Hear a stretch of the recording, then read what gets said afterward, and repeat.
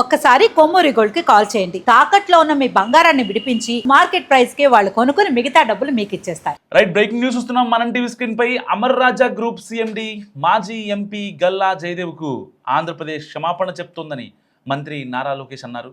అమర్ రాజా సంస్థను గత ప్రభుత్వం వేధింపులకు గురి చేయకుండా ఉండాల్సిందన్నారు.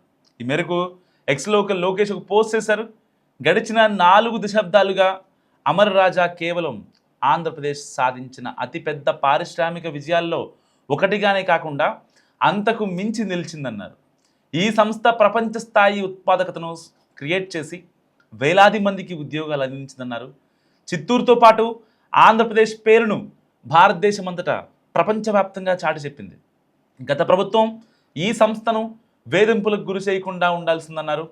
సొంత రాష్ట్రంలోనే పరిశ్రమను స్థాపించి వృద్ధి చేయాలని భావించిన ఒక పారిశ్రామికవేత్తకు ఉండాల్సింది ప్రోత్సాహం కానీ బెదిరింపులు కాదంటూ లోకేష్ ట్వీట్ చేశారు. ఆంధ్రప్రదేశ్లో పుట్టిన సంస్థ తన తదుపరి వృద్ధి ప్రయాణం కోసం రాష్ట్ర సరిహద్దులు దాటి వేరే చోటికి వెళ్లాల్సి రావడం ఎంతగానో కలిచివేస్తుందన్నారు లోకేష్. తిరిగి నమ్మకాన్ని పునర్నిర్మిస్తున్న తరుణంలో ఏపీ పారిశ్రామిక రంగం అమర్ రాజాకు మళ్లీ స్వాగతం పలుకుతుందని చెప్పొచ్చారు. ఈ సంస్థ తన ప్రయాణాన్ని ప్రారంభించిన రాష్ట్రంలోనే అంటే ఏపీలోనే భవిష్యత్తులోనూ అతిపెద్ద సువర్ణాధ్యాయాలు లిఖించబడతాయన్నారు.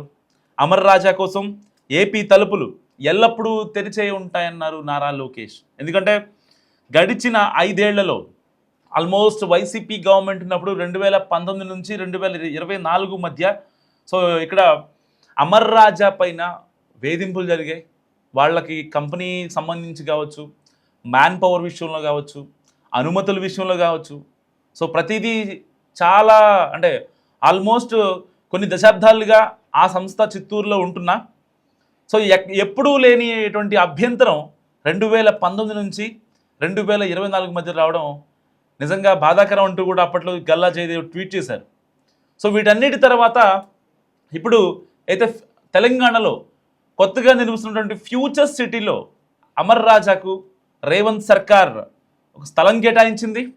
దానికి సంబంధించి కొన్ని ప్రోత్సాహకాలు కూడా ఇచ్చింది. సో ఇప్పుడు అమర్ రాజా ఫ్యూచర్ సిటీలో తన సంస్థను స్టార్ట్ చేయడంతో ఒకసారిగా నారా లోకేష్ నిజంగా అంటే ఎమోషనల్ ట్వీట్ చేశారని చెప్పాలి. వెళ్తున్నందుకు బాగానే ఉంది, బట్ ఇక్కడి నుంచి వెళ్ళిపోవడం నచ్చలేదు. అక్కడ పెట్టడం ఓకే, అంటే 2 తెలుగు రాష్ట్రాల్లో ఏవైనా ఓకే, కానీ ఇక్కడ తీసేసి అక్కడ పెట్టడం అనేది నిజంగా చాలా బాధాకరం అంటూ కూడా ఆయన నారా లోకేష్ ట్వీట్ చేశారు. అంతేకాదు ఒక అడుగు ముందుకేసి వాళ్ళు వెళ్ళిపోయినందుకు గాను జగన్మోహన్ రెడ్డి తరపున ఒక రకంగా ఏపీ ప్రభుత్వం తరపున నేను సారీ చెప్తున్నానంటూ నారా లోకేష్ సారీ చెప్పారు. సో ఇప్పుడు నారా లోకేష్ ఏదైతే చెప్తున్నారో మేము ఎట్టి పరిస్థితుల్లో పరిశ్రమలకి ప్రోత్సాహకాలు ఇస్తాం, తర్వాత అంటే గతంలో ఏదైతే జరిగిందో పరిశ్రమలు రావాలంటే ఎంతలా భయపడిపోయిన సిచ్యువేషన్లో చూసాం, లూలు మాల్ విషయంలో చూసాం, తర్వాత ఏదైతే రాయలసీమలో కియా పరిశ్రమ విషయంలో మనం చూసాం. సో ఇలా చాలా 1 కాదు 2 కాదు 2019 నుంచి 2024 మధ్య ఏదైతే పరిశ్రమలు వచ్చాయో అవి అంటే ఒక 1% 2% కాదనమాట. ఆల్మోస్ట్ 2014 నుంచి 2019 వరకు ఏదైతే ఎంఓఏలు కుదుర్చుకున్నారో ఆ సంస్థలకి భూములు కేటాయించిందో ఏపీ సర్కార్, అవన్నీ కూడా 2019 నుంచి 2024 మధ్యలో ఏదైతే వైసీపీ టెన్యూర్లో అవన్నీ ఆన్ బోర్డ్ అవ్వలేదు. క్షేత్రస్థాయిలో పనులు కూడా జరగలేదు. వాటికి సంబంధించిన అంటే ఎంప్లాయీస్ హైరింగ్ కావచ్చు, వాళ్ళ మెషినరీస్ కావచ్చు, వాళ్ళ ఎక్విప్మెంట్స్ కావచ్చు, ఏదర్ ఎంఎన్సీస్ ఆర్ ఇటు రియాల్టర్కి సంబంధించినవి కావచ్చు, కన్స్ట్రక్షన్ సంబంధించినవి కావచ్చు, లేకపోతే ఇటు మ్యానుఫ్యాక్చరింగ్ యూనిట్స్ కావచ్చు, ఏవి కూడా ఆన్ బోర్డ్ అవ్వని ఒక ప్యాథటిక్ సిచ్యువేషన్ అని చెప్పాలి. సో ఇలాంటి నేపథ్యంలో ఇప్పుడు ప్రోత్సాహకాలు ఇవ్వాలి, అంతేగాని వాళ్ళని భయపెట్టడం కరెక్ట్ కాదు అనే భావన ఇప్పుడు నారా లోకేష్ క్రియేట్ చేస్తున్నారు నిజంగా చెప్పాలంటే.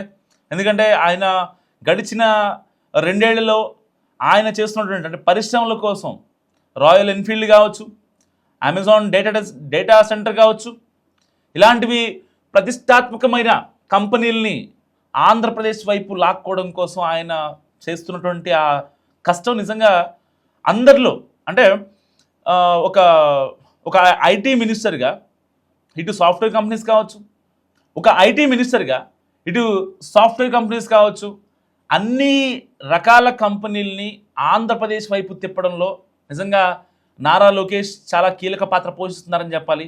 సో ఏదైతే సెంట్రల్ గవర్నమెంట్ నుంచి అలాట్ అయ్యే కంపెనీస్ విషయంలో వాటికి ప్లేస్లు అంటే భూములు కేటాయించడంలో నిజంగా నారా లోకేష్ చాలా చాలా అంటే చాలా ఫాస్ట్గా ఉంటారు.